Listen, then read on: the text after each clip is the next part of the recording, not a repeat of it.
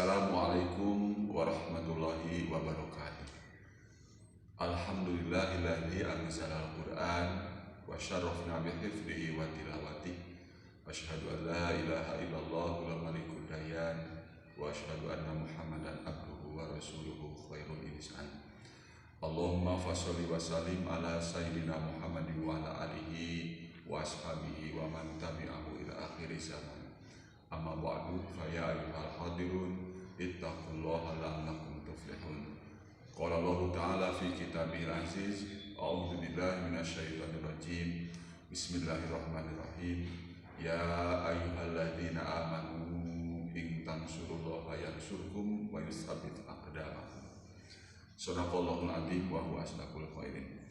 Baiklah sobat pesantren Al-Qamar, kita berjumpa dalam bacaan qiraat sab'ah. Tentu saja ketika kita mendengar qiraat sab'ah, kita bertanya pada diri kita sendiri, apakah itu qiraat sab'ah? Qiraat sab'ah adalah suatu teknik mempelajari bacaan Al-Quran menurut imam yang tujuh. Kalau menurut imam yang tujuh, tentu artinya bacaan Al-Quran itu berbeda-beda. Nah, baik, sebelum kita melanjutkan siapakah yang tujuh itu, imam yang tujuh itu, kita akan mempelajari dulu bagaimana latar belakang terjadinya perbedaan qiraat tersebut. Latar belakang timbulnya perbedaan qiraat ada dua. Pertama adalah historis atau sejarah, yang kedua adalah kaifiyatul ada atau cara penyampaian. Pertama, untuk historis, perbedaan qiraat sebetulnya telah muncul semenjak Nabi Muhammad SAW masih ada. Walaupun tentu saja pada saat itu qiraat bukan merupakan sebuah disiplin ilmu. Ada beberapa riwayat yang mendukung asumsi ini, salah satunya sebuah hadis yang diriwayatkan oleh Imam Al-Bukhari dan Muslim. Suatu ketika Umar bin Al-Khattab berbeda pendapat dengan Hisam bin Hakim ketika membaca Al-Quran. Umar tidak puas terhadap bacaan Hisam. Sewaktu ia membaca surat Al-Furqan, menurut Umar bacaan Hisam tidak benar dan bertentangan dengan apa yang diajarkan Nabi kepadanya. Namun Hisam menegaskan pula bahwa bacaannya pun berasal dari Nabi.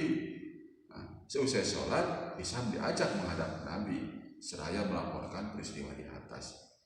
Nabi menyuruh Hisam mengulangi bacaannya sewaktu sholat tadi.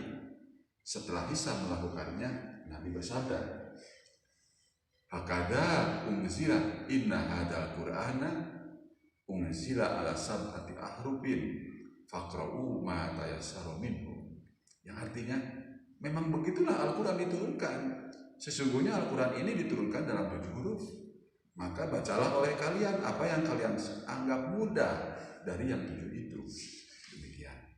Dengan demikian berarti penyebab munculnya perbedaan qiraat itu adalah pertama, perbedaan qiraat Nabi.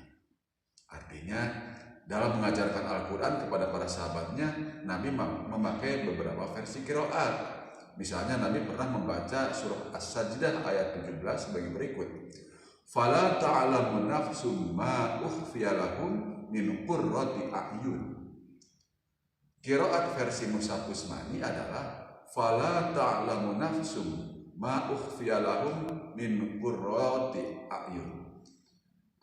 Yang kedua, pengakuan dari Nabi terhadap berbagai qiraat yang berlaku di kalangan kaum muslimin pada waktu itu.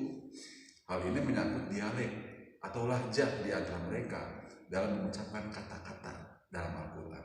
Contohnya, ketika seorang Huzail membaca di hadapan Rasul antahin, padahal ia menghendaki hattahin.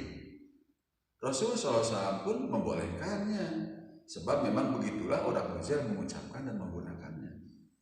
Ketika orang Asadi membaca di hadapan Rasul tiswaddu wujuh, huruf ta pada tiswaddu dikosongkan, dan alam ihad ilaikum, huruf hamzah pada kata ihad dikosongkan. Rasul membolehkannya, sebab memang demikian orang Asadi mengucapkan dan menggunakannya. Ketika seorang Tamim mengucapkan hamzah pada suatu ketika tidak diucapkan orang Quraisy, Rasul pun membolehkannya, sebab memang demikianlah orang Tamim mengucapkan dan menggunakannya. Atau ketika seorang qari membaca wa idza qila lahum dan wa ghidal ma'u dengan menggabungkan dhamma kepada kasrah, yaitu wa idza qila lahum atau widal ma'u. Dengan menggabungkan demikian, maka demikian itu mengucapkan dan Rasul pun membolehkannya, sebab memang demikian yang mengucapkan dan menggunakannya. Kemudian yang ketiga, adanya riwayat dari para sahabat Nabi menyangkut berbagai versi qiraat yang ada. Juga adanya dialek atau lahjah yang berbeda di kalangan bangsa Arab pada masa turunnya Al-Quran. Nah, itu adalah latar belakang timbulnya perbedaan qiraat berdasarkan sisi historis. Yang kedua adalah tentang kaifiyatul ada atau cara penyampaian. Menurut analisis yang disampaikan Sayyid Ahmad Khalil, perbedaan qiraat itu bermula dari cara seorang guru membacakan qiraat kepada murid-muridnya. Kalau diruntut cara membaca Al-Quran yang berbeda-beda itu sebagaimana kasus umat dan Islam tadi diperbolehkan oleh Nabi. Salah satu contoh dari bentuk perbedaan cara melafalkan Al-Quran yaitu misalkan alladzina yabkhuluna wa ya'muruna an-nasa bil bukhli. Artinya yaitu orang-orang yang kikir dan menyuruh orang lain berbuat kikir.